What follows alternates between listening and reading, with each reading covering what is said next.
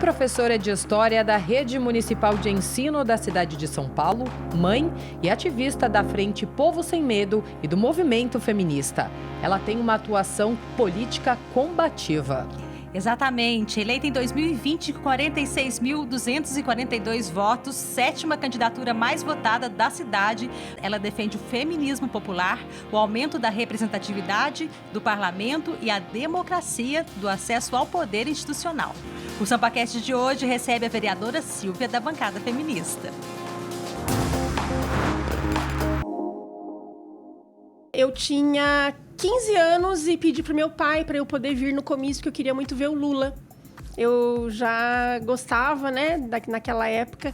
Com 16 anos eu me filiei ao PT. Então, essa concepção do feminismo popular é um feminismo que é para a maioria das mulheres, né? Os 99% das mulheres, que são mulheres que precisam das políticas públicas, precisam de SUS, precisam de educação pública, estatal, né? Precisam de políticas assistenciais. Então, é para essas mulheres que o nosso mandato serve. Está enfeitando, né, como se nós fôssemos florzinhas, né, aqui dentro da Câmara para embelezar a Câmara. Nós não estamos aqui embelezando nada. Nós estamos aqui porque nós temos opinião política, porque nós temos personalidade, porque nós temos entendimento, conhecimento. Então, a gente tem que estar sempre se superando aqui para a gente poder impor a nossa autoridade. Bom dia, boa tarde, boa noite. Eu sou a Carol Câmara e este é o SampaCast, o podcast oficial da Rede Câmara São Paulo. E ao meu lado hoje a repórter convidada Camila Marinho. Tudo bem, Cá? Oi, Carol. Bom dia, boa tarde, boa noite. Olá, São Paulo, olá, Brasil. Tudo certo? Olá, vereadora. Seja bem-vinda ao SampaCast de hoje. Olá, Carol. Olá, Camila. Um prazer estar aqui com vocês, nessa conversa aqui na Câmara. Vereadora, vamos começar fazendo jus ao nome do programa, né, que é SampaCast. A senhora nasceu aqui na cidade de São Paulo? Eu nasci em Campinas, no estado de São Paulo, mas é no interior, um pouquinho distante da capital, mas não tanto. São mais ou menos 100 quilômetros de distância.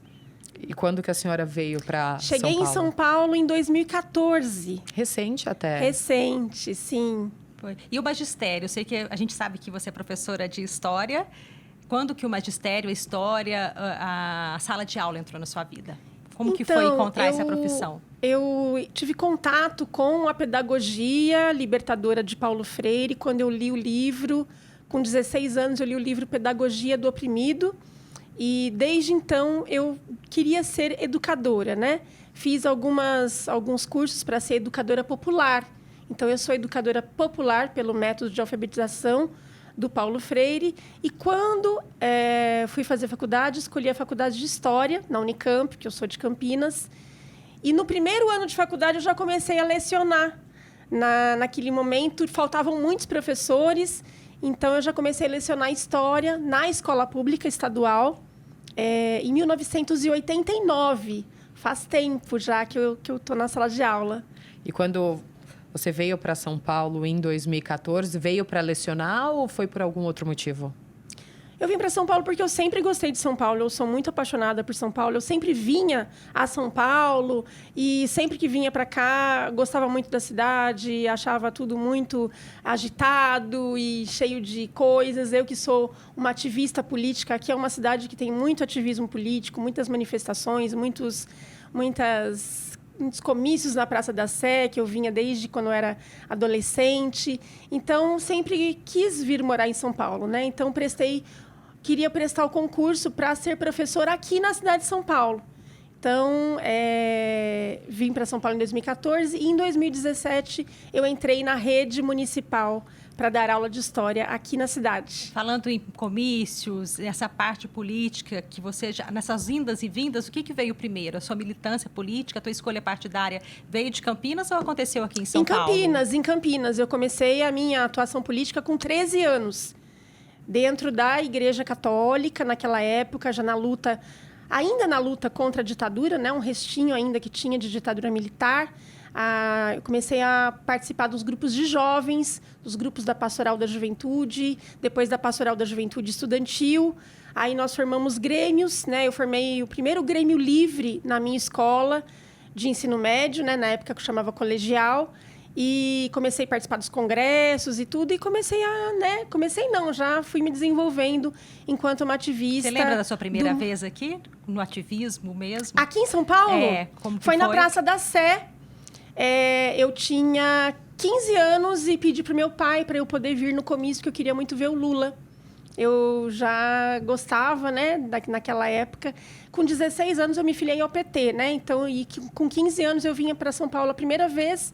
Meu pai não queria deixar eu vir. Foi a primeira vez que veio para São Paulo? E o meu pai não queria deixar eu vir, porque eu tinha 15 anos e ele tinha medo, um comício, muita gente.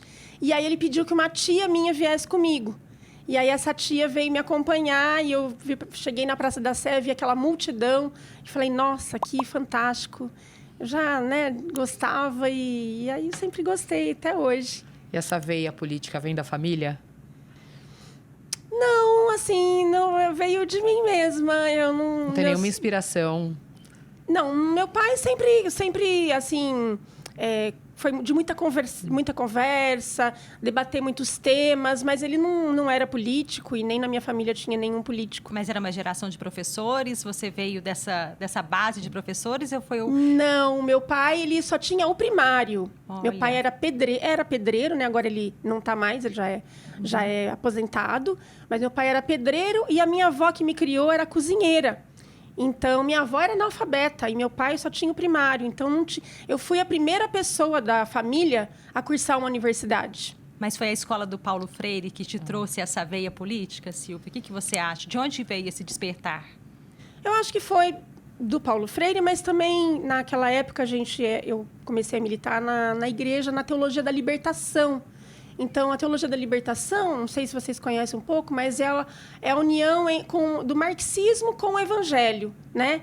Então, é uma leitura do evangelho com a proposta de visão igualitária, né? E de justiça social. Então, foi nisso que eu comecei a minha formação política vem daí.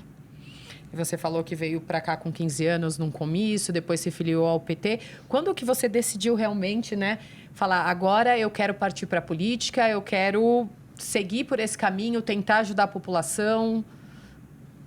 Não, desde sempre, assim, eu não separo a questão da política institucional, porque a política institucional ela é uma consequência da militância política no meu dia a dia, né? Então, enquanto eu estava na escola secundária, eu estava fazendo política. Depois que entrei na universidade, estava fazendo política. Depois que estava dando aula, também, porque eu sou um ser político, né? A minha concepção é de que nós somos seres políticos. À medida que a gente transforma, que a gente atua para transformar a realidade e que a gente quer transformar a sociedade, nós fazemos política. Então, eu fiz política desde a minha vida toda, né? Aí, a vinda para uma política institucional, que significa disputar um cargo eletivo, isso aconteceu com mais força, mais recentemente, né? Em 2018, eu disputei a candidatura ao Senado pelo PSOL. Fui muito bem votada, tive mais de 500 mil votos no Estado, 208 mil votos aqui na capital. Não fui eleita, mas tive uma boa votação. As mulheres ainda estão vencendo barreiras. Então, a cada eleição, a gente tem mais mulheres aqui na Câmara, mas ainda é um local com muitos homens. Aproveito só para emendar as primeiras impressões quando a senhora chegou aqui como vereadora, como foi recebida. Conta um pouquinho para a gente. Acho que a gente pode emendar as duas perguntas, inclusive. Nós chegamos aqui meio assustadas, né? Porque é um mundo completamente diferente. Então, nós não sabíamos como seríamos recebidas. Mas, assim, depois muitos vereadores não sabiam o que era feminista, né? Tinha uma visão distorcida do feminismo. Então, não me chamavam de Silvia da bancada feminista, me chamavam Silvia da bancada feminina. Uhum. E eu falava, não é feminina, é feminista. Tem uma diferença. Feminina é de mulheres, mas feminista é de mulheres que lutam por direitos iguais. Então, é diferente. Então, ter no nome, né, no meu próprio nome, que nós decidimos que eu não iria para o plenário com o nome Silvia Ferraro, que é o meu nome. Eu iria para o plenário com o nome Silvia da bancada feminista, exatamente para afincar esse nome feminista aqui dentro da Câmara. E hoje todo mundo já aprendeu, né? Eu ensinei aí os vereadores que não é para falar feminina, é para falar feminista, que tem um significado diferente. Mas a gente tem que o tempo todo, né, ficar dizendo... Muita gente pergunta, mas como que é, como que funciona e tal, a gente vai explicando. Vereadora, você, quando chegou aqui, viu uma Câmara totalmente diferente ou era aquilo que você imaginava mesmo? Eu acho que eu imaginava já um pouco, mas assim, a gente sempre conhece coisas novas, Sim. né? Então, eu já frequentava a Câmara Municipal para reivindicar, né? Então, nós fazíamos manifestações de professores da rede municipal, já vim fazer várias manifestações aqui dentro da Câmara, né? Mas é um pouco diferente quando você como está... é estar do outro lado? Estar do outro lado significa que eu estou aqui, mas representando aqueles que não estão aqui. É um pouco diferente, mas, ao mesmo tempo, não perde essa conexão, né? A minha missão aqui na Câmara, nessa política institucional, é ter essa conexão muito presente entre o que eu sou aqui como vereadora e as manifestações, as reivindicações da população que se organiza para vir aqui reivindicar direitos. Então, eu, por exemplo, como educadora da Rede Municipal de São Paulo, quando meus colegas professores estão lá do lado de fora, numa manifestação, numa assembleia, aqui dentro eu os represento. Né? Represento as suas demandas, os seus desejos, ou então quando tem um movimento de moradia, ou quando tem um movimento de mulheres, ou quando a gente tem movimentos antirracistas, como a gente teve esse ano aqui na Câmara. Então, nessa posição aqui, nós temos sempre que lembrar o que eu estou fazendo aqui dentro. Né? Eu não estou aqui por um desejo pessoal, por uma vontade minha. Eu estou aqui representando o desejo e a vontade daqueles que votaram em nós, né? Então, é sempre isso que a gente tem que ter em mente. Aqui nós não estamos sozinhos, nós estamos aqui representando uma coletividade. Ainda falando sobre o feminismo popular e o movimento feminista, além desse processo educativo que você comentou há pouco com a sua chegada, inclusive no seu nome colocar a Silvia da bancada feminista, quais são os outros desafios enfrentados aqui na Câmara? Ou esse foi o maior, de educar as pessoas para o que é o movimento feminista, vereadora? Não, tiveram outros desafios. Por exemplo, até a CPI, eu só participava de comissões que eu era a única mulher. Porque nós somos pouquíssimas mulheres aqui na Câmara. Então, a Comissão de Política Urbana, eu sou a única mulher. A Corregedoria da Câmara, eu sou a única mulher. A Comissão de Segurança Pública, eu sou a única mulher. Então, a estar nos espaços majoritariamente masculinos é sempre um desafio, porque nós temos que nos impor nesses espaços, né? Nós temos que provar o tempo todo que nós sabemos daquilo que estamos falando. Porque, infelizmente, os homens nos olham como enfeite. Ah, está enfeitando a mesa, está enfeitando né? Como se nós fôssemos florzinhas, né? Aqui dentro da Câmara para embelezar a Câmara. Nós não estamos aqui embelezando nada. Nós estamos aqui porque nós temos opinião política, porque nós temos personalidade, porque nós temos entendimento, conhecimento. Então, a gente tem que estar sempre se superando aqui para a gente poder impor a nossa autoridade. Além dessas bandeiras que já eram defendidas por vocês, vieram outras novas bandeiras nesse mandato? Como que está esse primeiro ano? Como que a gente pode falar sobre isso? Eu acho que, principalmente, a questão urbana foram muitas novidades, porque, ao nós participarmos da Comissão de Política Urbana, nós tivemos que aprender muita coisa de como que a cidade é legislada, né? Como é que é a legislação sobre a cidade. Nós tivemos um grande desafio nessa legislatura, que foi tratar da revisão do plano diretor estratégico, e foi um grande desafio para nós de entender a complexidade da cidade e as leis que estão determinando como que a terra na cidade é dividida, como que a terra ela é regulamentada. Então, essa foi uma coisa que a gente teve que se dedicar bastante. E outras bandeiras, cada semana aqui é um projeto de lei novo, né? Uhum. Então, a gente tem que estudar Projeto, assim que aparecem os projetos de lei, nem todos a gente sabe. Então, a gente aí pesquisa, estuda, até a gente se aprofundar sobre cada um para poder ter um posicionamento, para poder votar. Então, a gente aprendeu muito, com certeza. Vereadora, você falou do plano diretor. Quando você chegou em 2014 e agora, né?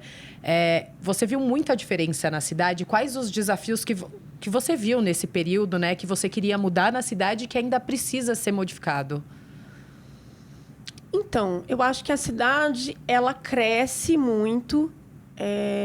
Mesmo na época da pandemia, a gente viu um crescimento da construção civil, levantando novos prédios, mas ela cresce de forma desigual, né?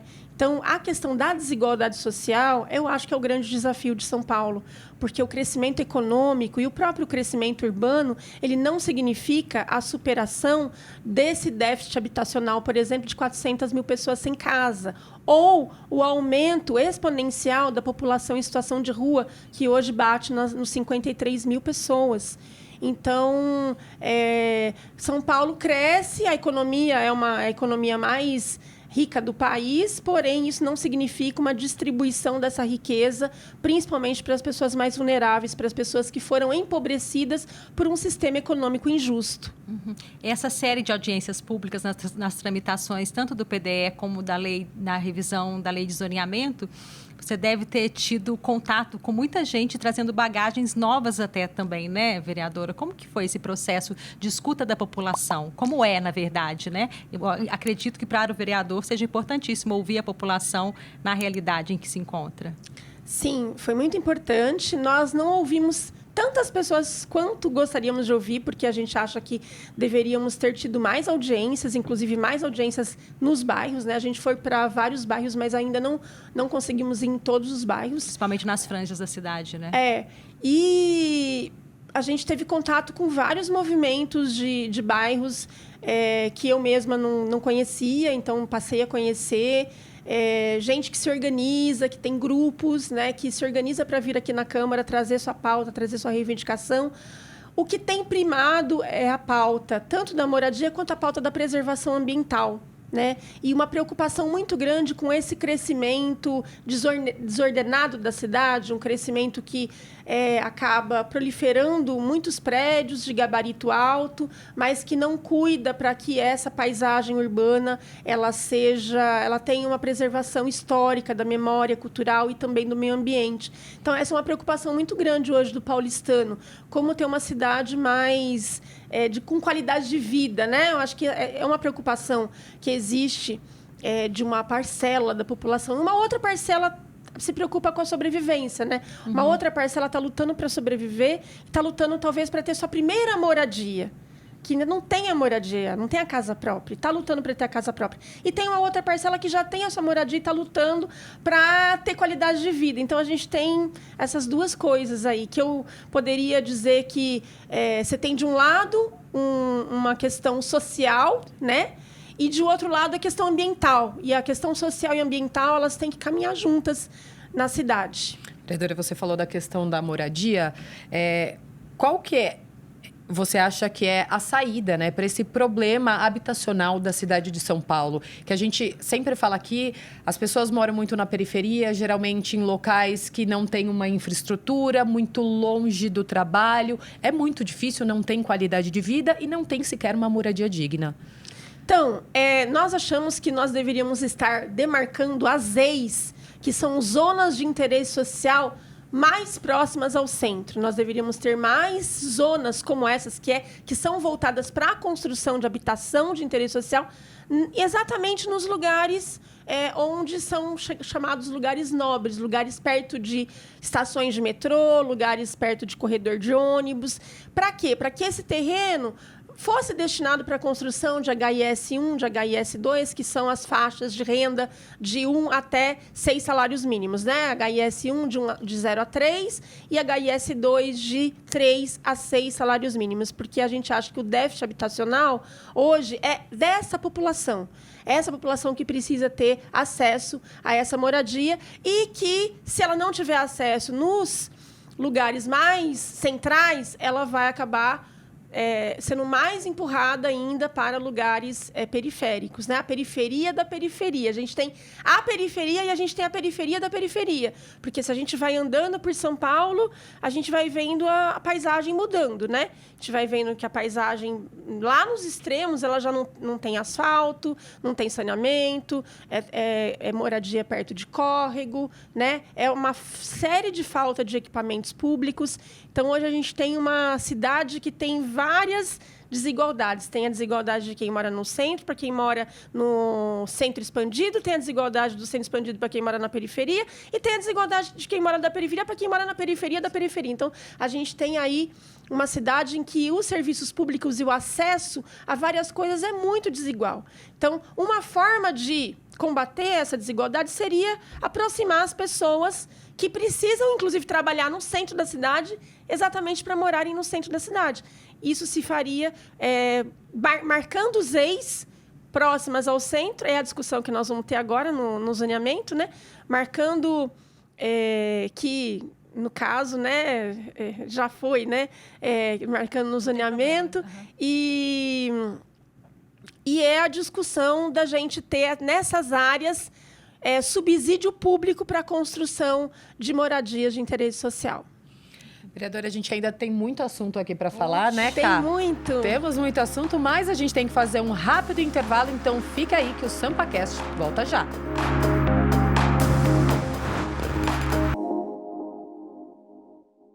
Ká, tá gostando do episódio de hoje? Opa, bastante, Carol. Tá muito legal esse episódio. E você não se esqueça de se inscrever no canal oficial do YouTube da Câmara.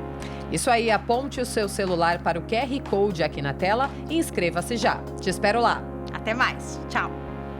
Na maior casa legislativa municipal do país, são discutidos milhares de temas que transformam a vida dos cidadãos. Discursos calorosos no plenário, votação de projetos de lei que levam horas, acordos. A verdade é que nem sempre a gente fica sabendo de todos os detalhes que envolvem esse processo democrático. Mas aqui no Vossa Excelência Memória, eu te garanto, os ex-vereadores abrem o jogo, viu? Era mais difícil, Viviane, você se eleger vereador do que deputado federal. Ah, é? Por conta do número de vagas muito pequeno numa população enorme destas cidades. E esta Câmara, vamos dizer assim, é a marca de uma série de lutas históricas do país.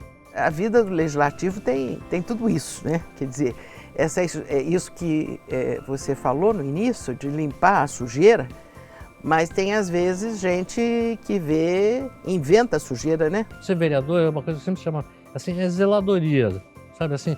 São coisas que você faz que faz muita diferença. O Vossa Excelência Memória passa toda quinta-feira na TV Câmara, também está no YouTube e nas redes sociais. Te espero, assista. Ainda bem que existe um programa de cultivo da memória. Você sabia que a Câmara Municipal obedece a um conjunto de regras? Ela segue a Constituição Federal e a Constituição Estadual. Segue também o Regimento Interno e a Lei Orgânica Municipal, que dentro da cidade tem a força de uma Constituição. Assim, os vereadores conseguem propor projetos que sejam de interesse da população, aprovar e alterar as leis e até mesmo exigir que o poder público cumpra suas obrigações. Mas não se esqueça, além de todas essas leis, quem ajuda a regular as ações dos vereadores é você. Faça sugestões, fiscalize e participe. Quer saber mais? Acesse saopaulo.sp.leg.br.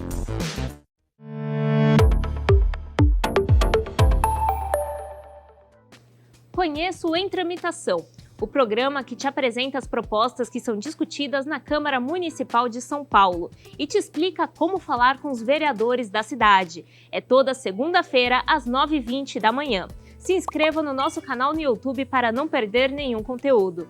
Rede Câmara, sua conexão com a política da cidade.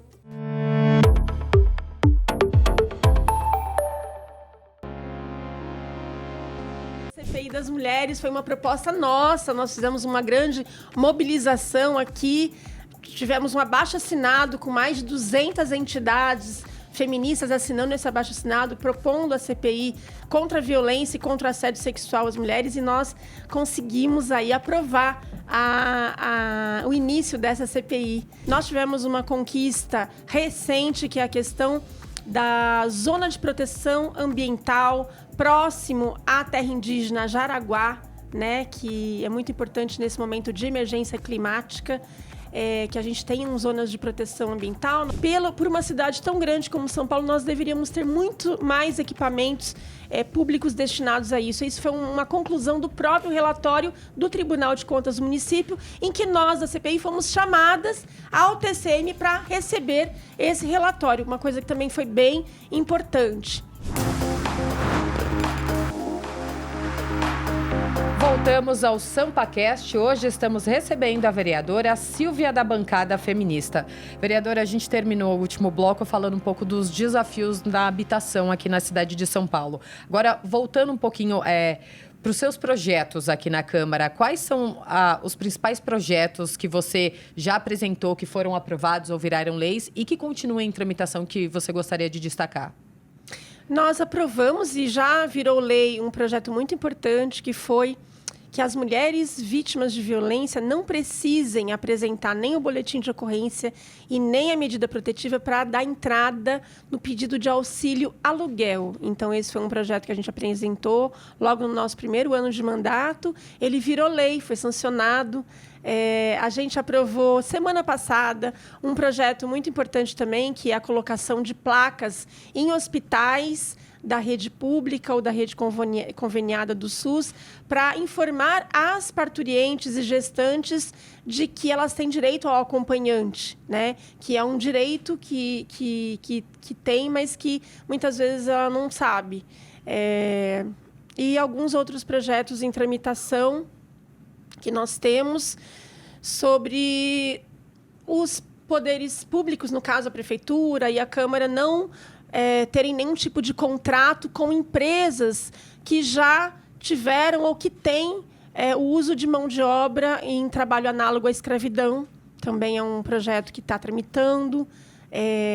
Tem o projeto de escola sem nazismo, que também está tramitando, que foi aprovado em primeira, ainda falta aprovação em segunda. Então, assim, fizemos alguns projetos importantes. Silvia, conta pra gente quais foram as maiores conquistas nesse período de mandato. Foram muitas conquistas, eu posso citar algumas delas. Tem uma que é muito significativa, porque tem a ver com o direito à moradia digna, que é a questão do chave a chave dentro do projeto do Pio Jurubatuba. Nós conquistamos uma emenda, né? Nós propusemos uma emenda de que só pode ter remoção das famílias se aquela família tiver a chave na mão da nova moradia. Então, essa é uma conquista muito importante. Nós tivemos uma conquista recente, que é a questão da zona de proteção ambiental próximo à terra indígena Jaraguá, né, que é muito importante nesse momento de emergência climática, que a gente tenha zonas de proteção ambiental. Nós somente tivemos zonas de proteção ambiental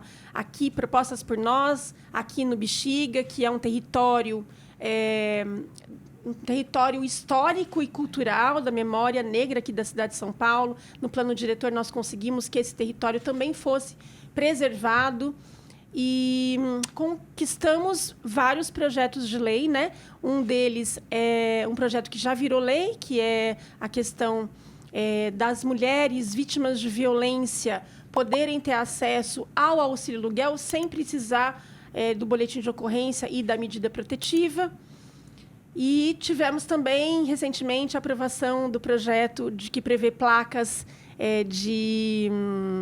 informando as parturientes e gestantes de que ela tem direito aos acompanhantes, as placas nos hospitais, para que elas possam ter esse direito garantido. E a CPI das Mulheres, que voltou com força total. A CPI das Mulheres foi uma proposta nossa. Nós fizemos uma grande mobilização aqui. Tivemos um abaixo-assinado com mais de 200 entidades feministas assinando esse abaixo-assinado, propondo a CPI contra a violência e contra o assédio sexual às mulheres, e nós conseguimos aí aprovar o início dessa CPI.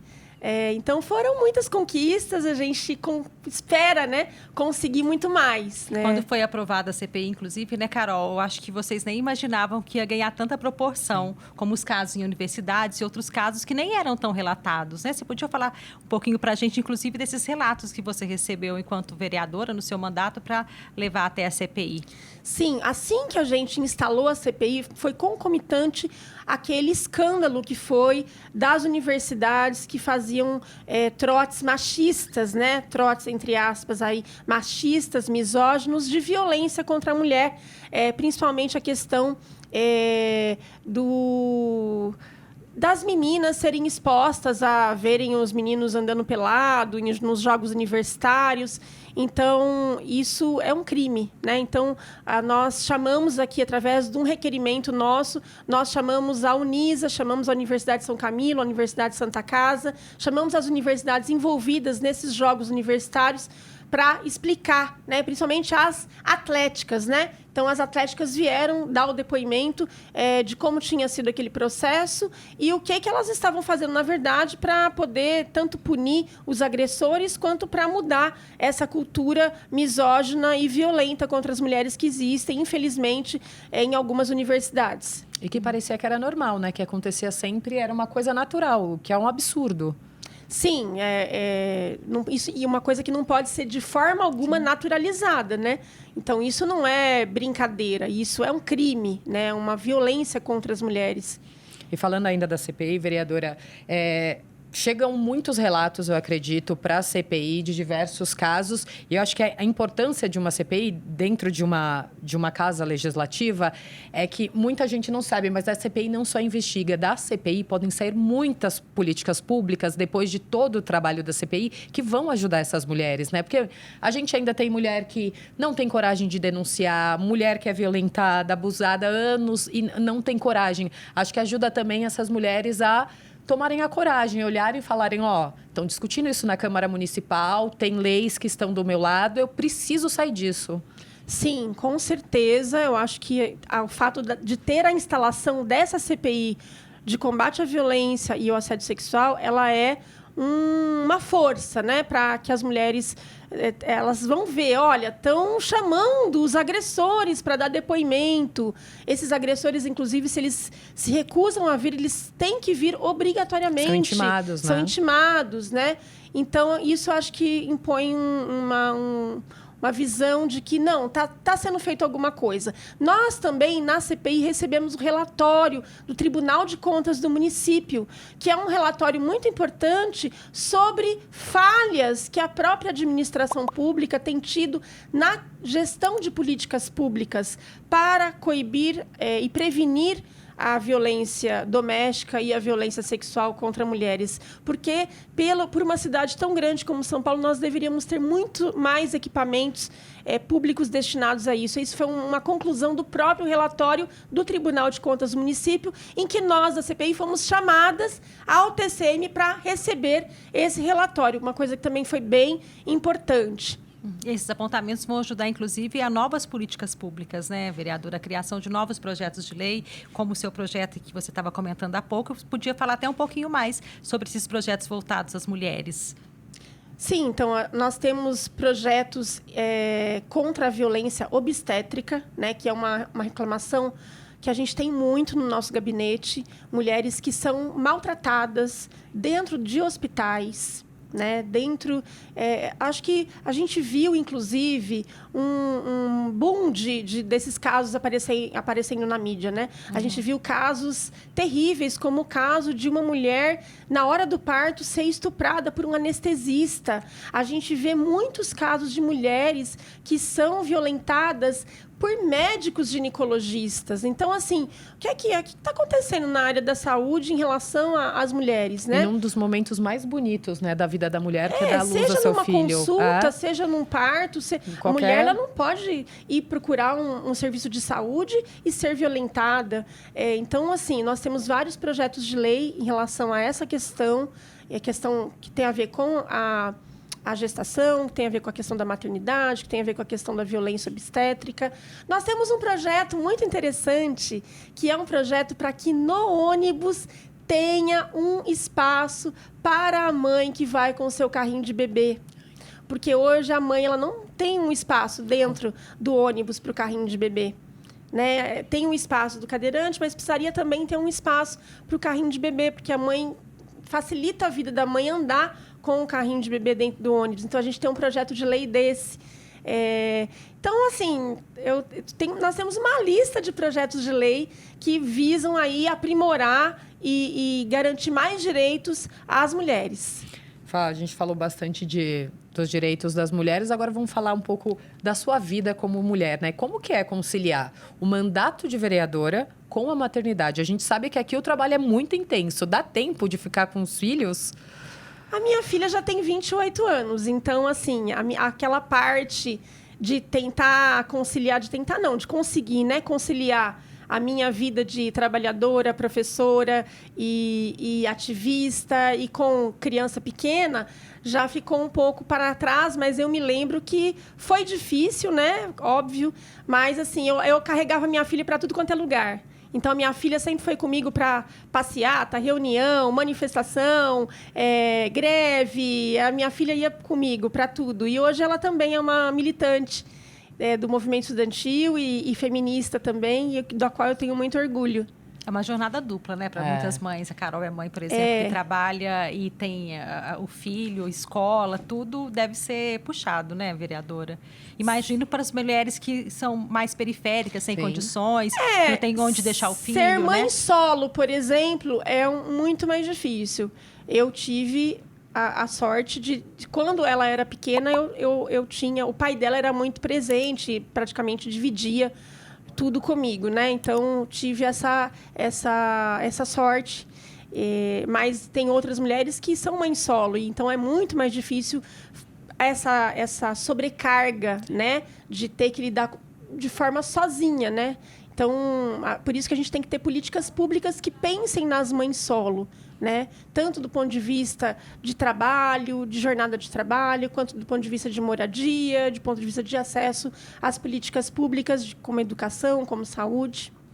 Agora, falando um pouquinho mais sobre as comissões aqui da Câmara, voltando, você falou da Comissão de Política Urbana, falou da Comissão de Segurança Pública. Como que foi para você entrar nessas comissões, lidar com essas comissões? Você falou que na de política urbana mesmo, muitos projetos tinha que estudar ali na hora, tinha coisa que não conhecia e realmente aqui as coisas acontecem muito rápido. Como que foi esse seu trabalho na Comissão de Política Urbana?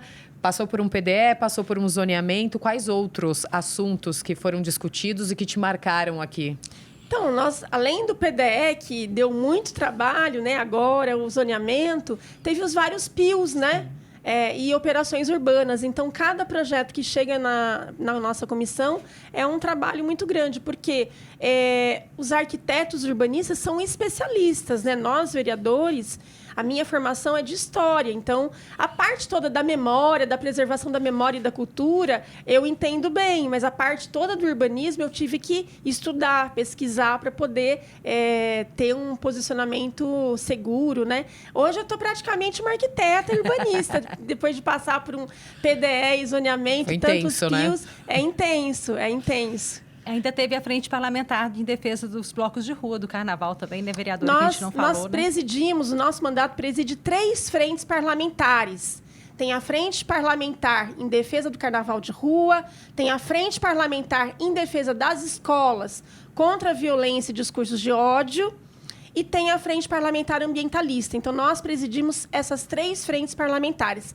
A Frente Parlamentar em defesa das escolas contra a violência e discursos de ódio, nós criamos aqui em decorrência, infelizmente, dos casos de assassinatos que tivemos dentro das escolas, né?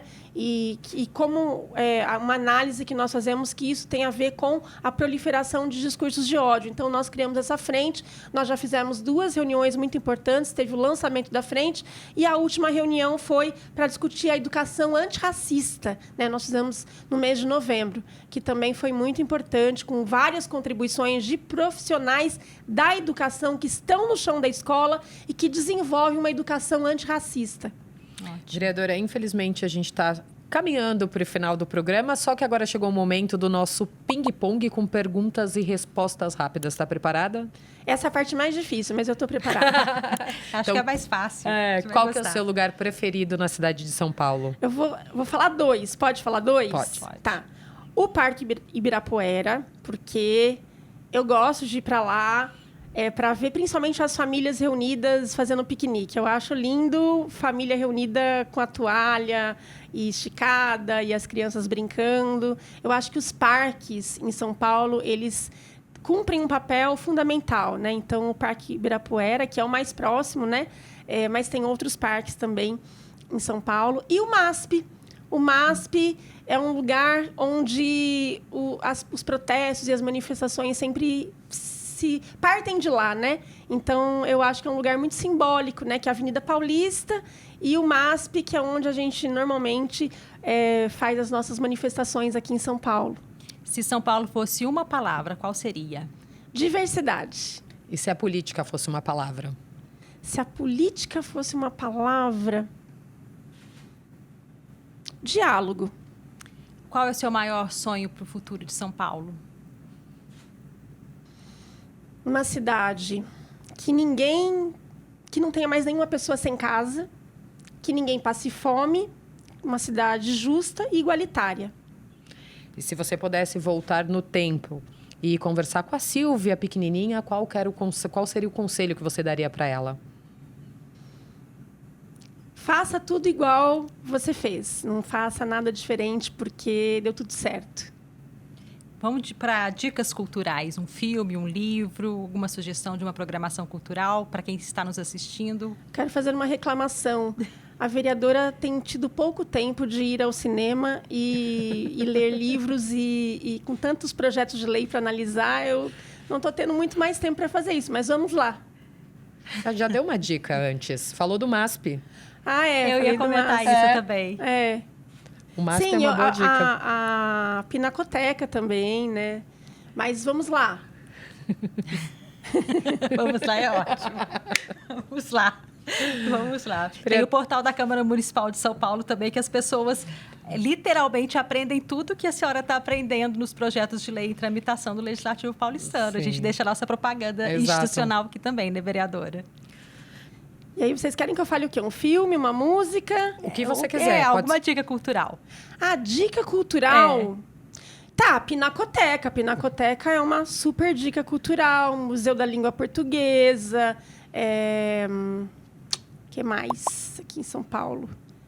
Olha, andar por São Paulo num domingo. Eu acho que é ótimo para você ver a São Paulo que você não consegue enxergar durante a semana. Eu adoro os prédios históricos. Eu fiz história, então eu sou muito apaixonada pela história de São Paulo, não só os prédios do centro, mas tem programação gratuita, um museu que eu amo de paixão, que é o Museu da Imigração, que fica ali no Belém. Sim. Eu moro no Brás, né? Então, é bem próximo da minha casa, que tem uma Maria Fumaça, que tem a história dos imigrantes, mas não só dos imigrantes italianos, portugueses, espanhóis, dos imigrantes atuais, dos imigrantes africanos, né? Dos imigrantes asiáticos, né? Afegãos, que vieram para São Paulo recentemente, que estão construindo a sua história aqui. Então, eu falei, né, que uma palavra para falar sobre São Paulo, que é a diversidade, porque aqui é uma cidade que tem uma política de acolhimento dos imigrantes, né? É uma cidade feita com a mão de obra nordestina, né? Então, é uma cidade muito diversa e essa diversidade ela está expressa na arquitetura da cidade, não só nos museus, mas nos prédios, e na própria diversidade que a gente vê nas ruas. Eu gosto muito da rua. Eu acho que as ruas elas são espaços que deveriam fazer parte da nossa vida, né? Eu não gosto de shopping center, não gosto. Não aconselho a ir em shopping. Aconselho a ir nos parques, aos museus, às ruas de São Paulo. Vereadora, muito obrigada pela participação aqui no SampaCast. Já está convidada a voltar outras vezes para a gente continuar esse papo, que foi muito legal, né? Obrigada, Cá. Eu adorei. Quando ela voltar, eu também quero voltar. Obrigada, vereadora, pela presença. Foi ótimo o nosso bate-papo. Obrigada, Camila. Obrigada, Carol. Foi um prazer estar aqui com vocês. Vocês são ótimas jornalistas e me senti super à vontade aqui nessa conversa. Essa é a intenção, deixar à vontade, né? Obrigada, vereadora. E esse foi o SampaCast de hoje, galera. Semana que vem tem mais. Continuem acompanhando os conteúdos da Rede Câmara pela TV Câmara São Paulo, pelo portal da Câmara e também pelas nossas redes sociais. Não se esqueça também de se inscrever no nosso canal no YouTube. Rede Câmara São Paulo, sua conexão com a política da cidade. Tchau, galera. Tchau.